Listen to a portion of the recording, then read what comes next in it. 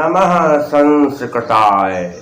संस्कृत कक्षा में आपका स्वागत है। मैं प्रतीत राम, असिस्टेंट प्रोफेसर, श्री गांधी महाविद्यालय, सिधौली, सीतापुर। आज मैं आपको महाकवि कालिदास विरचित अभिज्ञान शाकुंतलम प्रथम अंक पढ़ाने जा रहा हूँ।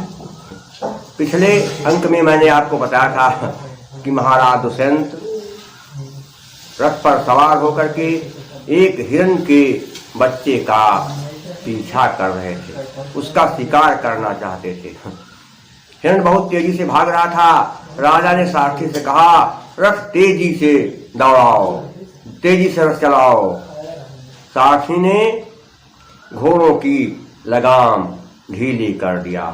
घोड़े बहुत तेज गति से हिरण के पीछे पीछे दौड़ने लगे। आगे आगे हिरण भाग रहा था और पीछे से रथ पर सवार राजा हिरण का पीछा कर रहे थे।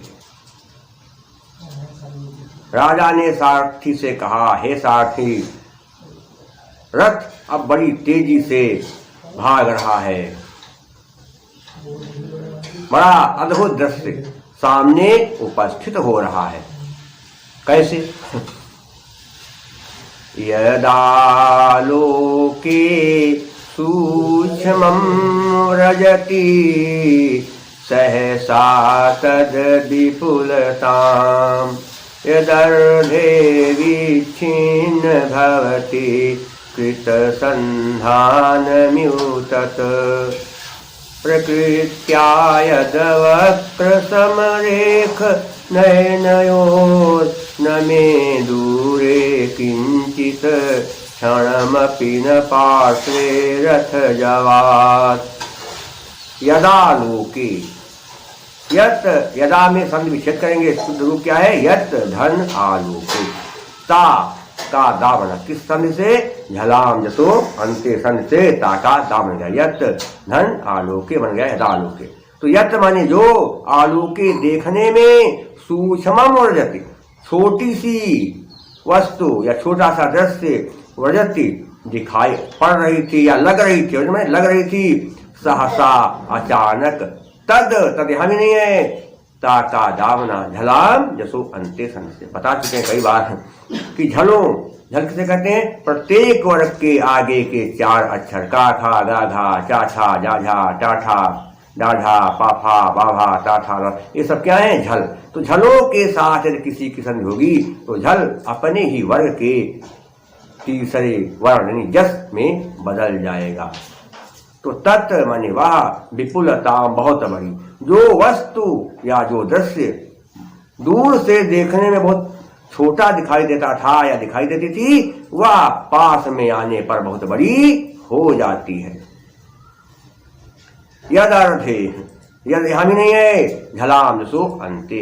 यत माने जो, अर्धे बीच में, विच्छिन्न टूटी हुई, भवती लग रही थी, कृत संधानम जुड़ी हुई, यू माने मानो, तत् माने वह, जो वस्तु बीच से टूटी हुई दिखाई दे रही थी वह अब तो पास आने में जुड़ी हुई लग रही है। प्रकृत्या स्वाभाविक रूप से, यद वक्रम, सब झलाम सुनते का कमाल है। यत माने जो और वक्रम माने टेढ़ी। समरेखम समान रेखा, सीधी सी, सीधी सीधी, नयनयो आंखों को लग रही थी, ना मैंने नहीं, मैं मेरे। अब हाँ, जो मेरी आंखों को पहले वस्तु टेढ़ी लग रही थी वो अब बिल्कुल सीधी लग रही है।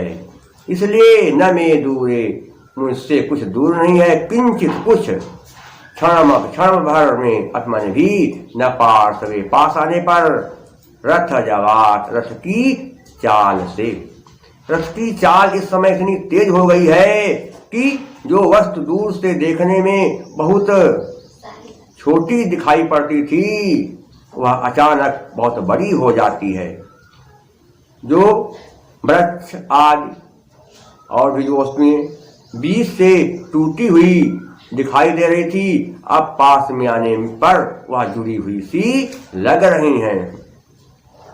स्वाभाविक रूप से जो वस्तु पहले टेढ़ी दिखाई दे रही थी, रथ के पास आने में वह बिल्कुल सीधी सीधी दिखाई दे रही है। इसलिए क्षण भर में कोई वस्तु न मेरे पास है, न कोई वस्तु मुझसे दूर है। जो वस्तु दूर है वो क्षण भर में पास आ जाती है, और जो पास है वह क्षण भर में दूर हो जाती है। नए नयोर धन में अकार को छोड़कर किसी स्वर के आगे विसर्ग हो, उसके बाद कोई स्वर हो, या किसी वर्ग का तीसरा चौथा पांचवा अक्षर हो, तो संधि करने पर विसर्ग का रा बन जाता है। नए नयो, ओ के बाद विसर्ग, उसके बाद ना है, इसलिए सर्ग स्वरों के नियम से विसर्ग का रा बन गया। आगे इसमें देखें कौन सी विशेष बात है। समास कहाँ है? कृत संधानम, कृतम संधानम यस्य तत् बहुव्रीहि समास है। और समरेखम में समारेखा यस्य तत् बहुव्रीहि समास है। और इसके अलावा यहाँ पर प्रत्यय कौन से हैं ये थोड़ा बहुत देखना है आपको। क्या लिखा है प्रत्यय में? आप क्या देखेंगे? संधानम, संधानम में यत प्रत्यय है, और विच्छिन्नम में वी उपसर्ग है, छिद धातु है, और कत प्रत्यय है। संधानम में क्या है? सम उपसर्ग, धा धात और ल्युट प्रत्यय। इन शब्दों के अंत में अनम आए वहां पर ल्युट प्रत्यय होता है। इसके अलावा यहाँ पर स्वाभावोक्ति अलंकार है, साथ ही साथ काव्यलिंग अलंकार भी है। क्योंकि वस्तु छोटी है, बड़ी हो जाती है, जो वस्तु टूटी है वो दूरी दिखाई देती है। उसका कारण क्या है? रथ की तेज चाल। हे तोरवाक्य पदार्थत्वे काव्यलिंगम निगद्यते। हमने आपको बताया सारे अलंकार आप पढ़े, लेकिन 3 अलंकार आप जरूर पढ़ लें, परिकर, काव्यलिंग और दुहाना। इन्हीं 3 अलंकारों में संसार का कोई भी साहित्य आप कुछ भी बात करें, ये इन्हीं 3 अलंकारों में सब कुछ आ जाएगा। और साथ ही साथ इसमें शिखरणी छंद है। कैसे? रसै रुद्रैश्च छिन्ना यमन सभलागः शिखरिणी। रसों की संख्या कितनी मानी गई है? रस ये नहीं शांत श्रृंगार, स्वाद वाय रस, रस होते हैं 6, कटु कसाय लवण तिक्त अम्ल मधुर। और रुद्र की संख्या कितनी है? 11। तो 6 और 11 पर विराम हो। और यमन सभलाग, यगण मगण नगण सगण, और अंत में लघु गुरु हो, वहां पर शिखरणी छंद होता है। साथ ही साथ प्रसाद गुण वैदर्भी रीत है। राजा हिरण का पीछा कर रहे थे, भाग रहा था, रथ पर सवार राजा निशाना लगाए हुए रथ पर बैठे हुए थे कि अचानक रास्ते में रथ के सामने 2 वैखानस अर्थात तपस्वी राजा के सामने आ गए और हाथ उठाकर राजा से कहा, हे राजन, ये आश्रम का हिरण है, इसे मत मारिए, मत मारिए। तपस्वी राजा से कहने लगे कि महाराज, न खलु बाणः सन्निपात्यो अयमस्मिन्। न खलु बाणः सन्निपात्यो अयमस्मिन्। मृदुनि मृग शरीरे तुलरासा विवाग्निः। हे राजन, कोवत हरिका नाम जीवितम चातिलोलम क्वच निशित निपाता वज्रसाराः सरास्ते। महाराज, न खालू, मत मारिए, अर्थात न मारिए। क्यों न मारिए? क्योंकि हिरण आश्रम का है। बाण को सनिपात्यो नहीं, शुद्ध रूप है सनिपात्य। रख लीजिए, अयम मन यह, असमिन इस, आपने जो बाण धनुष पर चढ़ा रखा है, निशाना बनाए हुए हैं, इस बाण को आप अपने तरकस में रख लीजिए। मृदुनि माने होता है कोमल, मृग शरीरे, हिरण के शरीर पर या हिरण का शरीर पर तूल रासा, रुई के ढेर के समान कोमल इस हिरण के शरीर पर आप बाण मत चलाइए। क्यों नहीं चलाइए? क्योंकि इव अग्नि, क्योंकि आपके बाण अग्नि के समान भयंकर है, कठोर है, और इस हिरण का शरीर रुई के ढेर के समान कोमल है। जरा विचार तो करिए, क्वा मैंने कहा वत समान लगा हुआ है। हरणि का नाम हिरणों का, जीवितम जीवन, चातिदूलम, चा धन अति, चा में छोटा का स्वर, उसके बाद फिर छोटा है, दो आ मिल गए, क्या हो गया? अकाह सवर्ण दीर्घा से दी, अकाह सवर्ण दीर्घा से दी स्वर संधि है। क्या मन? और अतिलोलम, अत्यधिक चंचल। अरे आप विचार तो करिए, कहा हिरणों का अत्यधिक चंचल जीवन, और कुछ और कहा निशित निपाता, तेज नोक वाले, वज्र साराह, वज्र के समान भयंकर कठोर, सरास ते, सराह माने बाण, ते माने तुम्हारे। यहाँ पर क्या है? विसर्जनीय सह के नियम से विसर्ग का सामने, सराधन ते, विसर्ग के बाद क्या आया है? सा आया है। यदि विसर्ग के बाद खर अर्थात किसी वर्ग का पहला दूसरा अक्षर आए तो संधि करने पर विसर्ग का सा बन जाता है, विसर्जनीय सह के। हे राजन, कहा हिरणों का अत्यधिक चंचल जीवन, और कहा तेज नोक वाले वज्र के समान कठोर आपके बाण, दोनों में महान अंतर है। क्या हो जाएगा कि हे राजन, इस हिरण को मारने के लिए जो आपने अपने धनुष पर बाण चढ़ा रखा है, उस बाण को आप उतार करके अपने तरकस में रख लीजिए, क्योंकि हिरण का शरीर, हिरण का शरीर रुई के ढेर के समान कोमल है, और आपके बाण अग्नि के समान है। अरे आप थोड़ा विचार तो करिए, कहा हिरणों का अत्यधिक चंचल जीवन, और कहा तेज नोक वाले वज्र के समान भयंकर आपके बाण या तुम्हारे बाण, दोनों में बड़ा अंतर है। संध्या तो आपको हमने पहले ही बता दिया है। अब समास में थोड़ा देखना क्या है? मृग शरीरे, मृगस्य शरीरे, षष्ठी तत्पुरुष समास है। फिर क्या है? तूल रासो, क्या होगा? तूलस्य रासो, षष्ठी तत्पुरुष समास है।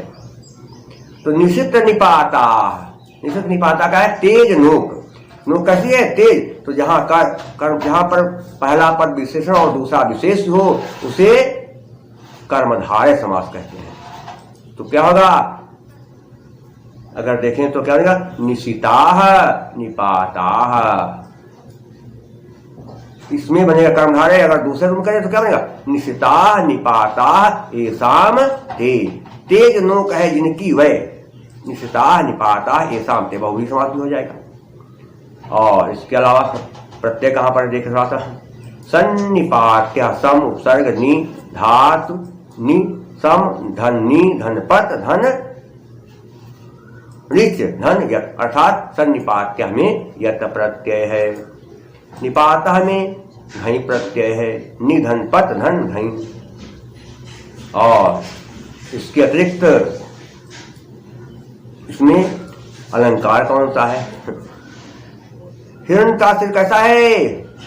रुई के ढेर के समान कोमल है, और इसके साथ साथ आपके बाण कठोर है। तो एक तो इसमें हो गया विषम अलंकार, दो विपरीत कार्यों का संबंध जोड़ा जा रहा है, इसलिए विषम अलंकार है। क्या लक्षण होता है? गुणों किए वा चेत स्याताम विरुद्धम हेतु कार्योः यदा आरब्धस्य वै फलम् अनर्थस्य च संभवः विरूपयो संघटनाय चा तद विषमं मतम। बड़ा भारी लक्षण है, इसलिए सबसे बड़ा वही है कि प्रस्फुटम सुंदरम सामुपेत्य विधीयते। उपमा अलंकार है। और ननमयुतेयं मालिनी भोगी लोकैः। मालिनी छंद है, प्रसाद गुण और वैदर्भी रीत। इसके बाद क्या है? तपस्वियों ने राज कहा महाराज, इसलिए मेरी बात को आप ध्यान समझिए। तत् साधु कृत संधानम प्रतिसहर्षायकम् आर्तत्राणाय वह सहस्रम न प्रहर्तु मनागसि। तत् माने इसलिए, साधु माने अच्छी तरह से, कृत संधानम चढ़ाए हुए, प्रतिसहर उतार लीजिए, सायकम बाण को, धनुष पर अच्छी तरह से चढ़ाए हुए बाण को आप उतार लीजिए। क्यों उतारना है? आर्तत्राणाय, परेशान लोगों की रक्षा करने के लिए। वह माने तुम्हारा या आपका शस्त्र हथियार, ना मैं नहीं, प्रहर तुम मारने के लिए, अनागसी निर्दोषों को। क्योंकि आपका हथियार परेशान लोगों की रक्षा करने के लिए है, निर्दोषों को मारने के लिए नहीं है। हे महाराज, धनुष पर अच्छी तरह चढ़ाए हुए बाण को आप धनुष पर से उतार लीजिए, क्योंकि आपका हथियार या आपका बाण परेशान लोगों की रक्षा करने के लिए है, निर्दोषों को मारने के लिए नहीं है। अब यहां पर विशेष चीज क्या है देखना चाहता है। यहां पर संधि कहीं स्पष्ट रूप से दिखाई नहीं दे रही है, तो संधि का अभाव है। समास कहां पर क्या बनेगा थोड़ा देखना है। साधुकृत संधानम, तो क्या बनेगा? साधुकृत संधानम यस्य तम, बहुव्रीहि समास है। आर्त त्राणाय, आर्तानाम त्राणाय, क्या है?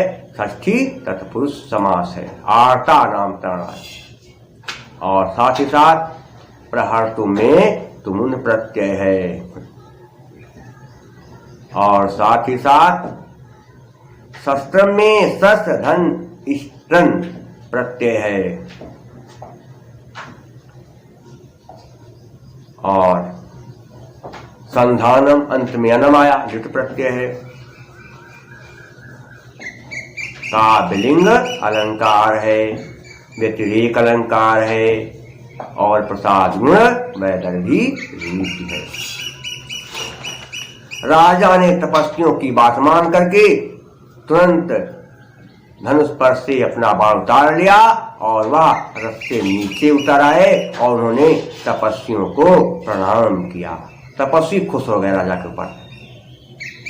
तपस्वियों ने कहा, राजन आप बहुत महान हैं, आपने हमारी बात को मान लिया, इसलिए हम आपको आशीर्वाद दे रहे हैं। तपस्वियों ने राजा को आशीर्वाद दिया। क्या दिया आशीर्वाद?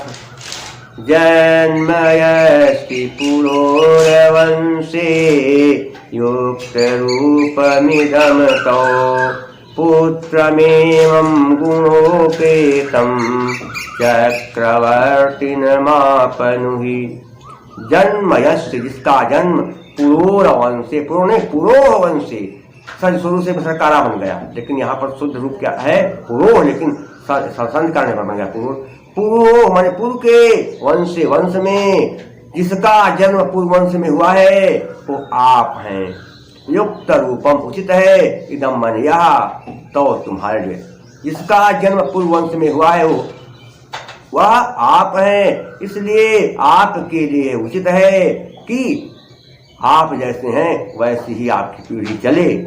हम चाहते हैं पुत्रम एवं ऐसा ही पुत्र, गुणोपेतम, गुणों से युक्त, चक्रवर्तिनम, चक्रवर्ती आप प्राप्त करें। हम लोग आपको आशीर्वाद दे रहे हैं, हम दोनों तपस्वी आपको आशीर्वाद दे रहे हैं कि आपको अपने जैसा गुण वाला ही चक्रवर्ती पुत्र प्राप्त हो। आपको चक्रवर्ती पुत्र प्राप्त हुए, हम आशीर्वाद आपको दे रहे। पूरा क्या होगा कि जिसका जन्म पूर्व वंश में हुआ है वो आप हैं, इसलिए तुम्हारे लिए उचित है कि तुम अपने जैसे गुणों वाला चक्रवर्ती पुत्र प्राप्त करो। क्या है बता दिया, पूर्व से सारी शुरू से बना था। गुणोपेतम में गुण धन उपेतम, आध गुणा से ऊ बन गए, आध गुणा से ऊ का वो बन गया। और क्या है पुरोवंशी में क्या बनेगा, पुरोवंशी षष्ठी तत्पुरुष समास। गुणोपेतम में गुणय उपेतम तत्पुरुष समास है। और इसके अलावा इसमें क्या लिखा हुआ है, चक्रवर्तीनम। अगर शुद्ध रूप का होता है चक्रवर्ती, लेकिन यहाँ पर चक्रवर्ती के हिसाब से प्रत्यय हम लगा सकते, लगा दें ठीक है, लेकिन इसमें शब्द दिया चक्रवर्ती इसलिए इसमें नहीं लगा सकते। युक्तम में क्या होगा, कत प्रत्यय है। उपेतम में उप उपसर्ग, उपधन इण धन कत है। पुत्र क्यों कहा जाता है, पुनाम नरकात त्रायते इति पुत्र, जो पुम नाम के नरक से बचाए उसे पुत्र कहते हैं। और अलंकार इसमें कौन सा हो जाएगा, काव्य लिंग अलंकार। क्यों, क्योंकि आप महान तो आपको महान पुत्र भी मिले। प्रसाद गुण वैदर्भी रीति है और अनुष्टुप छंद है।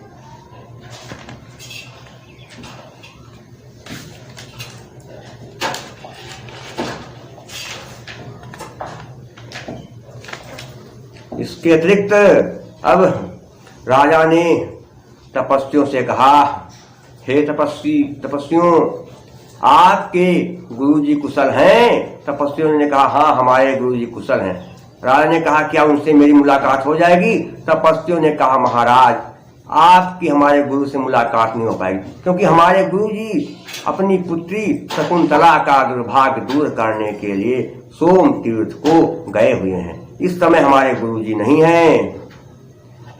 राजा ने कहा आपको लोगों को कोई परेशानी तो नहीं है, आपके धर्म कार्य में कोई बाधा तो नहीं डाल रहा है।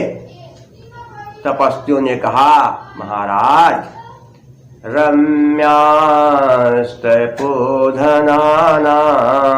प्रतिहत विघ्ना क्रियाः समवलोक्य ज्ञास्यसि कियद्भुजो मे रक्षति मौरवीक्युरांकैति।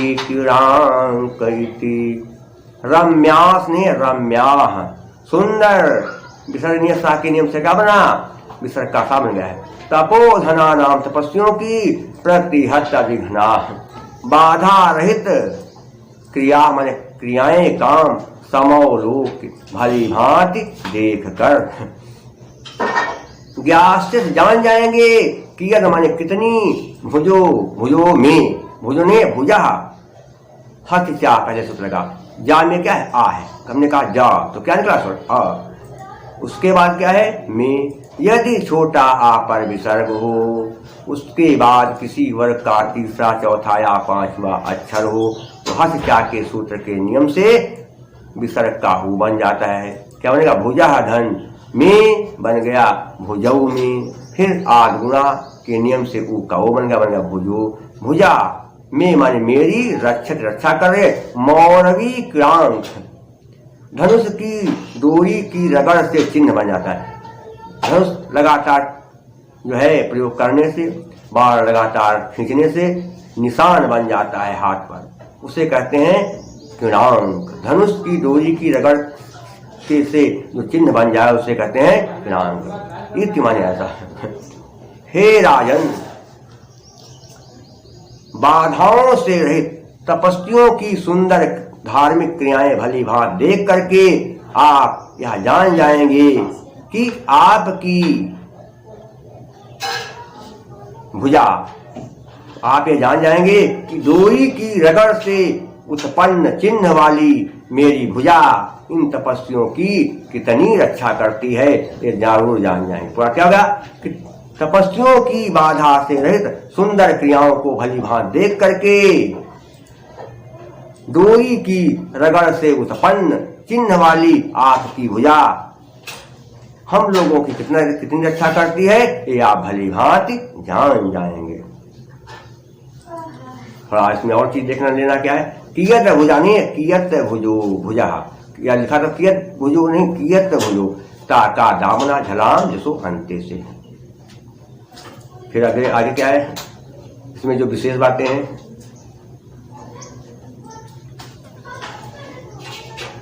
क्या लिखा है कि मौरवी क्रीड़ांका, क्या बनेगा, मौरव्याह क्रीड़ा अंक यष्टिसः, बहुव्रीहि समास है।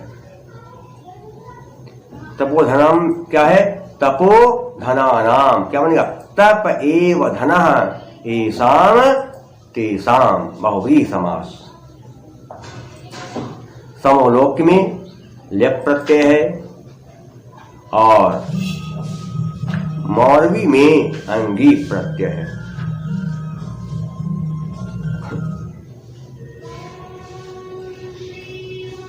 अलंकार कौन सा है, परिकर अलंकार है। उक्तैर्विशेषणैः साभिप्रायो सपरिकरो मतः, और आर्या छंद है, प्रसाद गुण वैदर्भी रीति है। शेष मैं आपको अगले अंक में पढ़ाऊंगा।